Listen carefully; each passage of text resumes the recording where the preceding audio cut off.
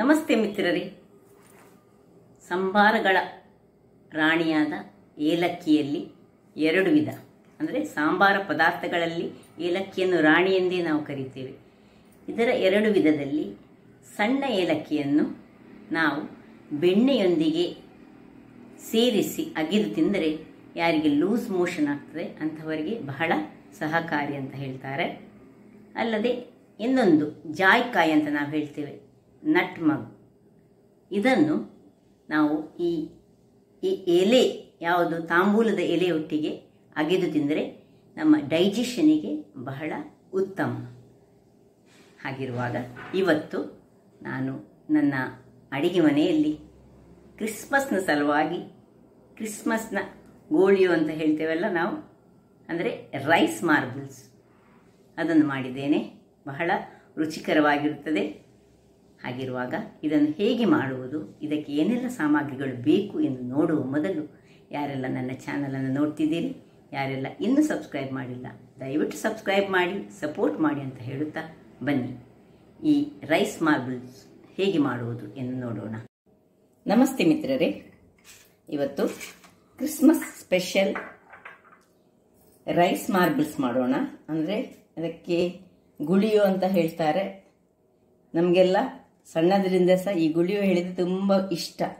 ನಮ್ಮ ಅಮ್ಮನೊಬ್ಬರು teacher friend, ಯಾವಾಗಲೂ Christmas ಟೈಮಲ್ಲಿ ಅವರು ಕ್ರಿಸ್ಮಸ್ ಇದ್ದು ಟ್ರೀಟನ್ನು ನಮಗೆ ತರ್ತಿದ್ರು. ಆಗ ನಾವೆಲ್ಲರೂ ಅದಕ್ಕೆ ಅದರಲ್ಲಿರೋ ಗುಳಿಯೋಕ್ಕೆ ನನಗೆ ಬೇಕು ಹೇಳಿ ಸ್ವಲ್ಪ ಕಾದಾಡ್ತಿದ್ದೆವು. ಇವತ್ತು ನಾನು ನನ್ನ ಅಡಿಗೆ ಮನೆಯಲ್ಲಿ ಈ ಕ್ರಿಸ್ಮಸ್ನ ಪ್ರಯುಕ್ತ ಒಂದು ಈ ರೈಸ್ ಮಾರ್ಬಲ್ಸ್ ಅಂದರೆ ಗುಳಿಯೋವನ್ನು ಮಾಡ್ತಿದ್ದೇನೆ. ಬೇಕಾಗುವ ಸಾಮಗ್ರಿಗಳು ಇಲ್ಲಿ ನೋಡಿ. ಇದು ಕುಚ್ಚಲಕ್ಕಿ, ಒಂದು 150 ಗ್ರಾಮ್ಸ್ನಷ್ಟು ಕುಚ್ಚಲಕ್ಕಿ ತೆಗೆದುಕೊಂಡಿದ್ದೇನೆ. ಅಷ್ಟೇ 150 ಗ್ರಾಮ್ಸ್ನಷ್ಟು ಬೆಳ್ತಿಗೆ ಅಕ್ಕಿಯನ್ನು ತೆಗೆದುಕೊಂಡಿದ್ದೇನೆ. ಇದನ್ನು 4 ಗಂಟೆ, ಮಿನಿಮಮ್ 4 ಗಂಟೆಗಳ ಕಾಲ ನೆನೆಯಲು ಬಿಡಬೇಕು. ಮತ್ತು ಒಂದು ಸಣ್ಣ ತೆಂಗಿನಕಾಯಿಯನ್ನು ಇಡೀ ತುರಿದಿಟ್ಟುಕೊಂಡಿದ್ದೇನೆ. ಇದರದೀಗ ಹಾಲು ತೆಗಿತೇನೆ. ಮತ್ತು ಬೆಲ್ಲ ಒಂದು 75 ಗ್ರಾಮ್ಸ್ನಷ್ಟು ತೆಗೆದುಕೊಂಡಿದ್ದೇನೆ. ತುಂಬ ಬೆಲ್ಲ ಹಾಕಿದರೆ ತುಂಬ ಸಿಹಿ ಆಗ್ತದೆ. ತುಂಬ ಬೆಲ್ಲ ಹಾಕಿದರೆ ಸಹ ಅದಷ್ಟು ಒಡಿತದೆ ಇದಾಗುವಾಗ, ಕಾಯಿಸುವಾಗ. ಈಗ ಇಲ್ಲಿ ನೋಡಿ, ಒಂದು 2 ಏಲಕ್ಕಿ ಮತ್ತು ಒಂದು ತುಂಡು ನಟ್ ಮಗ್, ಜಾಯ್ಕಾಯಿ ಉಂಟಲ್ಲ ಅದರದ ಸಣ್ಣ ತುಂಡನ್ನು ತೆಗೆದುಕೊಂಡಿದ್ದೇನೆ. ಮೊದಲಿಗೆ ನಾನು ಇದರದ ಹಾಲನ್ನು ಒಂದು ತೆಗೆದು ತರ್ತೇನೆ. ವೀಕ್ಷಕರೇ, ಇಲ್ಲಿ ಹಾಲು ತೆಗೆದು ರೆಡಿ ಮಾಡಿದ್ದೇನೆ. ಈ ಬೆಲ್ಲವನ್ನು ಸಹ ನಾನು ಸ್ವಲ್ಪ ಗುದ್ದಿಕೊಂಡು ಹುಡಿಯಾಗಿ ಮಾಡಿಕೊಂಡಿದ್ದೇನೆ. ಈಗ ನಾನು ಈ ಗ್ರೈಂಡರಲ್ಲಿ ಇದನ್ನು ಮಾಡ್ತಾ ಇದ್ದೇನೆ. ಗ್ರೈಂಡರಿಗೆ ಇದನ್ನು ಆನ್ ಮಾಡಿಕೊಂಡು, ಇದಕ್ಕೆ ನೀರು ಹಾಕಲಿಕ್ಕಿಲ್ಲ, ಹಾಲಿನಲ್ಲಿ ನಾವು ಕರಡಿಸಿಕೊಳ್ತಿದ್ದೇವೆ. ನೋಡಿ, ಹೀಗೆ ಎರಡನ್ನು ಸ್ವಲ್ಪ ಗಟ್ಟಿಯಲ್ಲಿ ಈ ಅಕ್ಕಿ ಸಹ ಮತ್ತೆ ಬೆಳ್ತಿಗೆ ಅಕ್ಕಿ ಸಹ ಎರಡು ಸಹ ನಾವು ಸ್ವಲ್ಪ ಉಪ್ಪನ್ನು ಹಾಕ್ಕೊಳ್ತೇನೆ. ಸ್ವಲ್ಪ ಇದಾಗುವಾಗ ನೀರಿನ ಬದಲು ನಾವು ಹಾಲನ್ನು ಯೂಸ್ ಮಾಡ್ತಿದ್ದೇವೆ. ಈಗ ಆಯ್ತಲ್ಲ. ಇಲ್ಲಿ ಸ್ವಲ್ಪ ಕೊನೆಗೆ ಬೆಲ್ಲ ಹಾಕುವ. ಇಲ್ಲಿಗೆ ಸ್ವಲ್ಪ ಹಾಲನ್ನು ಈಗ ಹಾಕ್ಕೊಂಡು, ನಾನು ನೀರು ಹಾಕಲಿಕ್ಕಿಲ್ಲ, ಹಾಲಿನಲ್ಲೇ ಇದನ್ನು ನಾವು ಎಷ್ಟು ಹಾಲು ಬೇಕು ಸ್ವಲ್ಪ ಗಟ್ಟಿಯಾಗಿಯೇ ನಾವು ಗ್ರೈಂಡ್ ಮಾಡಿಕೊಳ್ಳೋದು. ಈಗ ಇದಕ್ಕೆ ಸ್ವಲ್ಪ ನಾನು ಉಪ್ಪನ್ನು ಸಹ ಇದರೊಟ್ಟಿಗೆ ಹಾಕ್ಕೊಳ್ತೇನೆ. ಇಷ್ಟು ರುಚಿಗೆ ತಕ್ಕಷ್ಟು ಉಪ್ಪು ಹಾಕಿ ಸ್ವಲ್ಪ ಗಟ್ಟಿಯಾಗಿ ಕರೆದುಕೊಳ್ತೇನೆ. ವೀಕ್ಷಕರೇ, ಇಷ್ಟ ಆಗುವಾಗ ನೋಡಿ, ಸ್ವಲ್ಪ ಗಟ್ಟಿ ಕಂಡಿತ್ತು ನನಗೆ. ಸ್ವಲ್ಪ ಹಾಲನ್ನು ಸಹ ಹಾಕ್ಕೊಳ್ತಿದ್ದೇನೆ ನಾನು. ಇನ್ನು ಇದರೊಟ್ಟಿಗೆ 2 ಏಲಕ್ಕಿಯನ್ನು ಸಹ ಇದರದ್ದು ಸಿಪ್ಪೆ ತೆಗೆದು, ಸಿಪ್ಪೆ ಬೇಡ, ಖಾಲಿ ಏಲಕ್ಕಿಯ ಇದನ್ನು ಹಾಕ್ಕೊಳ್ತಿದ್ದೇನೆ. ಮತ್ತು ಗುದ್ದಿಕೊಂಡ ಈ ನಟ್ ಮಗ್ ಅಂದರೆ ಜಾಯಿಫಲನ್ನು ಸಹ ಇದರೊಟ್ಟಿಗೆ ಹಾಕ್ಕೊಳ್ತಿದ್ದೇನೆ. ಇನ್ನು ಬೆಲ್ಲ ಸಹ ಸ್ವಲ್ಪದಾಗಿ, ಹೆಚ್ಚು ಬೆಲ್ಲ ಬೇಡ, ಸ್ವಲ್ಪ ಸ್ವೀಟ್ ಬೇಕಾಗ್ತದೆ. ಇಷ್ಟನ್ನು ಹಾಕಿ ಒಂದು ಸಾಧಾರಣ ಹದಗಟ್ಟಿಯಲ್ಲಿ ನಾನೀಗ ಗ್ರೈಂಡ್ ಮಾಡಿ ತರ್ತೇನೆ. ವೀಕ್ಷಕರೇ, ಇಲ್ಲಿ ನೋಡಿ, ಒಳ್ಳೆ ಫೈನಾದ ಪೇಸ್ಟ್ ಆಗಿ, ಸ್ವಲ್ಪ ನೀರು ಉಂಟಲ್ಲ, ಹಾಗಾಗಿ ಇಂಥ ಒಂದು ದಪ್ಪ ತಳದ ಪಾತ್ರೆಯನ್ನು ನಾನು ತೆಗೆದುಕೊಳ್ತಿದ್ದೇನೆ. ಇದನ್ನೀಗ ಆಫ್ ಮಾಡಿಕೊಂಡು ಇದಕ್ಕೆ ಈ ದಪ್ಪ ತಳದ ಪಾತ್ರೆಗೆ ಇದನ್ನು ನಾನು ತೆಗೆದುಕೊಳ್ತೇನೆ. ವೀಕ್ಷಕರೇ, ಇಲ್ಲಿ ನೋಡಿ, ಎಲ್ಲ ತೆಗೆದುಕೊಂಡೆ ನಾನು. ಈಗ ಇದನ್ನು ಗ್ಯಾಸ್ನಲ್ಲಿಟ್ಟು ಸ್ವಲ್ಪ ಇದರಲ್ಲಿರುವ ನೀರನ್ನು ನಾವು ಆರಿಸಿಕೊಳ್ಳೋಣ. ಹೀಗೆ ಗ್ಯಾಸ್ನಲ್ಲಿ ಇಟ್ಟು ಇದನ್ನು ಸ್ವಲ್ಪ ತಿರುಗಿಸ್ಕೊಳ್ಬೇಕು. ಸ್ವಲ್ಪ ಬಿಸಿ ಆದಮೇಲೆ, ಬಿಸಿ ಆಗಲಿ, ಆಮೇಲೆ ನಾನು ತೋರಿಸ್ತೇನೆ. ವೀಕ್ಷಕರೇ, ಇಲ್ಲಿ ನೋಡಿ, ಇದನ್ನು ಸ್ವಲ್ಪ ಇದರ ನೀರನ್ನು ಆರಿಸಿಕೊಳ್ಳೋಣ. ಸ್ವಲ್ಪ ಗಟ್ಟಿ ಇದಕ್ಕೆ ಬರಬೇಕು. ನಾವು ಈಗ ರೌಂಡ್ ರೌಂಡ್ ಮಾಡಿ ನಮಗೆ ಅದನ್ನು ಬೇಕಿದ್ರೆ ಇನ್ನೂ ಸಹ ಗಟ್ಟಿಯೇ ಕಡಿಬಹುದು. ಅದು ಸ್ವಲ್ಪ ಹಾಲು ಹಾಕಿ ಮಾಡುವಾಗ, ಬೆಲ್ಲ ಮತ್ತು ಹಾಲು ಬೀಳುವಾಗ ಅದು ಸ್ವಲ್ಪ ನೀರಾಗ್ತದೆ. ಸೊ ಇದರ ನೀರನ್ನು ಆರಿಸಿಕೊಳ್ಳುವುದು, ಅಥವಾ ನೀವು ಇದನ್ನು ಹಬೆಯಲ್ಲಿಟ್ಟು ಸಹ ನೀರನ್ನು ಆರಿಸಿಕೊಳ್ಬೋದು. ಹಬೆಯಲ್ಲಿ ಒಂದು ಬಟ್ಟೆಯಲ್ಲಿ ಕಟ್ಟಿ ಸಹ ಮಾಡ್ಬೋದು, ಅಥವಾ ಹೀಗೆ ಸಹ ಮಾಡ್ಬೋದು. ನಾನ್ ಸ್ಟಿಕ್ ಅಲ್ಲಿ ಸ್ವಲ್ಪ ಅಂಟುದಿಲ್ಲ ಏನು, ಇದರಲ್ಲಿ ಸ್ವಲ್ಪ ಅಂಟುತ್ತದೆ. ಈಗ ಇದರ ನೀರನ್ನೆಲ್ಲ ಆರಿಸಿಕೊಳ್ತೇನೆ ನಾನು. ಇಷ್ಟು ಸಾಕು, ಇಷ್ಟು ಆರಿದ್ರೆ ಸಾಕು. ಈಗ ಇದನ್ನು ಸ್ವಲ್ಪ ನಾವು ತಣ್ಣಗಾಗಲಿಕ್ಕೆ ಬಿಡೋಣ. ಈಗ ಮತ್ತೆ ನಮಗೆ ಸಣ್ಣ ಸಣ್ಣ ಉಂಡೆ ಕಟ್ಟಲಿಕ್ಕೆ ಆಗಬೇಕಿದ್ದು. ಈಗ ವೀಕ್ಷಕರೇ ನೋಡಿ, ಇಷ್ಟ ಆಗುವಾಗ ನೋಡಿ, ಇನ್ನು ನೋಡಿ ಕೈಗೆ ನಮಗೆ ಹಚ್ಚಲಿಕ್ಕೆ ಆಗುವಾಗ ಸ್ವಲ್ಪ ಬೇಕಿದ್ರೆ ಕೈಗೆ ಅಂಟುತ್ತಿಲ್ಲ ಏನು, ಕೈಗೆ ಬೇಕಿದ್ರೆ ಸ್ವಲ್ಪ ಎಣ್ಣೆಯನ್ನು ತಾಗಿಸಿಕೊಂಡು ಸಣ್ಣ ಸಣ್ಣ ದೊಡ್ಡ ಉಂಡೆ ಮಾಡಲಿಕ್ಕೆ ಹೋಗಬಾರ್ದು. ನಾನು ಸಹ ಕಲ್ತುಕೊಂಡದೆ. ಯಾಕೆ ಹೇಳಿದ್ರೆ ನಮ್ಮ ಮನೆಯಲ್ಲಿ ನಾನು ಹೇಳಿದ್ದೆಲ್ಲ ಮುಂಚೆ, ನಮಗೆ ಕ್ಯಾಥಲಿಕ್ ಒಬ್ಬರು ನಮ್ಮ ಅಮ್ಮನ ಟೀಚರ್, ಜಾಸ್ಮಿನ್ ಟೀಚರ್ ಹೇಳಿ, ಅವರ ಮಕ್ಕಳಿಗೆ ಇದ್ರೆ ನೋಡಿದ್ರೆ ಅವರಿಗೆ ಗೊತ್ತಾಗ್ಬೋದು. ಅವರು ನಮಗೆ ತಂದು ಕೊಡ್ತಿದ್ರು. ಆಗ ನಮಗೆ ಜಗಳ ಆಗ್ತದೆ ಹೇಳುವಾಗ ನನ್ನ ಅಮ್ಮ ಮತ್ತೆ PR ಬೇಕರಿಯ ಅಥವಾ ಪ್ರಭು ಬೇಕರಿಯ ಅಲ್ಲಿಂದ ಇದನ್ನು ತಂದು ನಮಗೆ ಕೊಡ್ತಿದ್ರು. ಹೀಗೆ ನೋಡಿ, ಸಣ್ಣ ಸಣ್ಣದಾಗಿ, ತುಂಬ ಗಟ್ಟಿ ಆಗಬಾರ್ದು. ನಾವು ಇದನ್ನು ಮುಚ್ಚಿಕೊಂಡು ಮಾಡಬೇಕು. ಯಾಕಂದರೆ ಇದು ಗಟ್ಟಿ ಆಗಲಿಕ್ಕೆ ಬಿಡಬಾರ್ದು. ಇದನ್ನು ಎಲ್ಲ ಸಣ್ಣ ಸಣ್ಣ ಹೀಗೆ ನಾನು ಉಂಡೆಗಳಾಗಿ ಮಾಡ್ತೇನೆ. ಈಗ ವೀಕ್ಷಕರೇ, ಇಲ್ಲಿ ನೋಡಿ, ಸ್ವಲ್ಪವೇ ಮಾಡಿಟ್ಟು ಉಳಿದದನ್ನು ನಾನು ಹೀಗೆ ಮಾಡಿಕೊಂಡು ಹೀಗೆ ಇದನ್ನು ಮುಚ್ಚಿಟ್ಟುಕೊಳ್ತೇನೆ. ಇಲ್ಲಿ ನೋಡಿ, ನಾನು ಎಣ್ಣೆ ಸಹ ಬಿಸಿ ಆಗಲಿಕ್ಕೆ ಇಟ್ಟುಕೊಂಡಿದ್ದೇನೆ. ಎಣ್ಣೆ ಬಿಸಿ ಆಗಿದೆ.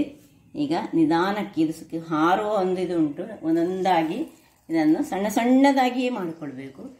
ನೋಡಿ, ಬಿಟ್ಟುಕೊಳ್ತಾ ಇದ್ದೇನೆ. ಸಣ್ಣ ಉರಿ ಮೀಡಿಯಂ ಅಲ್ಲಿ ಮಾಡಿಕೊಳ್ಬೇಕು ಇದು ಹಾಕುವಾಗ. ಯಾಕಂದ್ರೆ ಇಲ್ಲದ್ರೆ ಒಂದು ಹೊರಗೆ ಮಾತ್ರ ಕಾಯ್ತದೆ.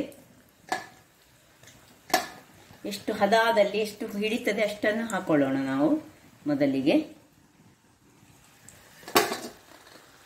ಒಂದು 10-20 ಆಗ್ಬೋದು ಇದರಲ್ಲಿ, ಅಥವಾ 25 ಆಗ್ತದ ಅಂತ. ಒಂದು ಸ್ವಲ್ಪ ಸಣ್ಣ ಒಮ್ಮೆಲೆ ಮಾಡಿಟ್ಟದು ಡ್ರೈ ಆಗ್ತದೆ, ಅದಕ್ಕೆ ತುಂಬ ಮಾಡಿಟ್ಟುಕೊಂಡು ಮಾಡಬಾರ್ದು. ಆಗಲಿ. ಈಗ ನೋಡಿ, ಈಗ ಒಮ್ಮೆಲೆ ಕೈ ಸಹ ಹಾಕೊಳ್ಬಾರ್ದು. ಅದು ಸ್ವಲ್ಪ ಬಿಟ್ಟುಕೊಂಡು ಬರುವಾಗ ಮಾತ್ರ ಕೈ ಹಾಕಿದರೆ ಆಯಿತು. ವೀಕ್ಷಕರೇ, ಈಗ ನೋಡಿ, ಸ್ವಲ್ಪ ಹೊತ್ತಾಯ್ತು ನಾನು ಹಾಕಿ. ಈಗ ಒಂದೊಂದಾಗಿ ಇದನ್ನು ಹೀಗೆ ಸ್ವಲ್ಪ ನಾನು ಅಡಿಮೇಲ್ ಮಾಡಿಕೊಳ್ತೇನೆ. ನಾನು ಸೌಟ್ ಹಾಕಬಾರ್ದು ಸುರಿಗೆ ಹೇಳಿದೆ. ಯಾಕೆ ಹೇಳಿದ್ರೆ ಇಲ್ಲದ್ರೆ ಅದು ಇದಾಗ್ತದೆ, ಹಾರುವ ಚಾನ್ಸ್ ಇರ್ತದೆ ಇದರಲ್ಲಿ. ಅದರಿಂದಾಗಿ ಮೀಡಿಯಂ ಉರಿಯಲ್ಲಿ ನಾವು ಇದನ್ನು ಕಾಯಿಸ್ಕೊಳ್ಬೇಕು.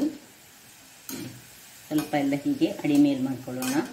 ನಾನು ತೆಂಗಿನ ಎಣ್ಣೆಯನ್ನೇ ಇಟ್ಟಿದ್ದೇನೆ. ತೆಂಗಿನ ಎಣ್ಣೆ ಬಹಳ ರುಚಿಕರವಾಗಿ ಬರ್ತದೆ. ಹೀಗೆ ಬರ್ತಾ ಉಂಟು ನೋಡಿ.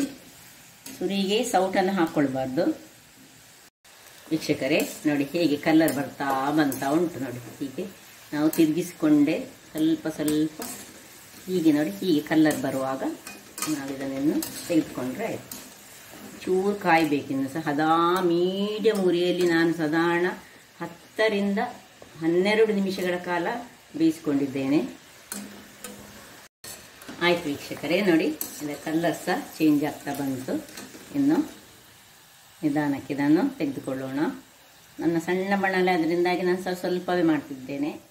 ಮತ್ತು ನಾನು ತುಂಬ ಸಹ ಮಾಡಲಿಲ್ಲ. ನಾನೊಂದು 150 ಗ್ರಾಮ್ಸ್ನಷ್ಟು ಅಕ್ಕಿಗಳನ್ನು ಮಾತ್ರ ಯೂಸ್ ಮಾಡಿ 150 ಮಾಡಿದ್ದು. ನೋಡಿ ಏನು ಚೆನ್ನಾಗಿ ಬಂತು ನೋಡಿ. ಟೇಸ್ಟ್ ಸಹ ಅಷ್ಟೇ ರುಚಿಕರವಾಗಿರ್ತದೆ.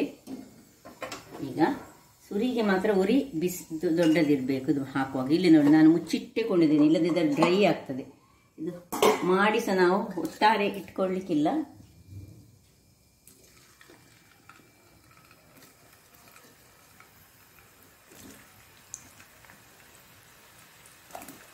ಹೆಚ್ಚಾಗಿ ನಾವು ಹಿಂದೂಗಳಿಗೆ ಇಂಥದ್ದು ಮಾಡಲಿಕ್ಕೆ ಬರುವುದಿಲ್ಲ.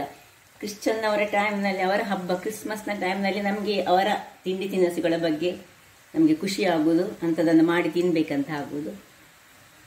ಕ್ರಿಶ್ಚಿಯನ್ ಕಮ್ಯುನಿಟಿ ಅವರಿಗೆ ನಮ್ಮ ಹಿಂದೂ ಹಬ್ಬದ ಟೈಮ್ನಲ್ಲಿ ಅವರಿಗೆ ನಮ್ಮ ಸಿಹಿ ತಿನಿಸುಗಳು ಅಥವಾ ಯಾವುದೇ ತಿನಿಸುಗಳು ಅವರಿಗೆ ಖುಷಿ ಆಗ್ತದೆ. ಹಾಗೆ ನಾವು ಖುಷಿಯಿಂದಲೇ ನಾವು ಜೀವನವನ್ನು ನಡೆಸಬೇಕು. ವೀಕ್ಷಕರೇ, ಇಲ್ಲಿ ನೋಡಿ 2ನೇ ಸೆಟ್ ಸಹ ರೆಡಿಯಾಗಿದೆ. ತೆಗೆದುಕೊಳ್ಳೋಣ ಇದನ್ನು.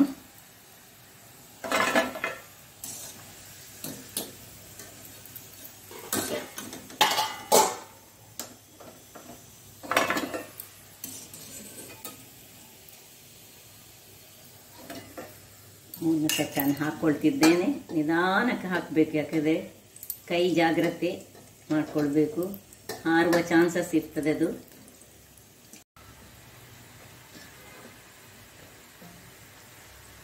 ಹಾಕಿದ ಕೂಡಲೇ ಸೌಟ್ ಹಾಕಬಾರ್ದು, ಅದಾಗ್ತಾ ಇರಲಿ ಅಲ್ಲಿ.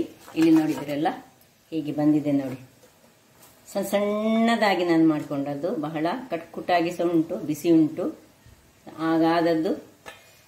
ಸೊ ನೋಡಿದ್ರಲ್ಲ ವೀಕ್ಷಕರೇ, ಸುಲಭ ವಿಧಾನದಲ್ಲಿ ನಮಗೆ ಇಷ್ಟವಾದ ಈ ಒಂದು ರೈಸ್ ಮಾರ್ಬಲ್ಸ್ ಅಥವಾ ಗುಳಿಯೋ ಅಂತ ಏನು ಕರೀತೇವೆ, ಅದನ್ನು ನಾನು ನಿಮಗೆ ಮಾಡಿ ತೋರಿಸಿದ್ದೇನೆ. ನಮಗೆಲ್ಲರಿಗೂ ಇದು ಬಹಳ ಇಷ್ಟವಾದದ್ದು. ಹಾಗಾದರೆ ನನ್ನ ಈ ಕುಕಿಂಗ್ ಚಾನಲ್ ನಿಮಗೆ ಇಷ್ಟ ಆದರೆ ಬೋಳೂರು ಸುವರ್ಣ ಚಾನಲನ್ನು ಲೈಕ್ ಮಾಡಿ, ಶೇರ್ ಮಾಡಿ ಹಾಗೂ ಸಬ್ಸ್ಕ್ರೈಬ್ ಮಾಡಿ ಹಾಗೂ ನನ್ನ ಇನ್ಸ್ಟಾಗ್ರಾಮ್ ಪೇಜನ್ನು ಫಾಲೋ ಮಾಡಿ. ಧನ್ಯವಾದಗಳು.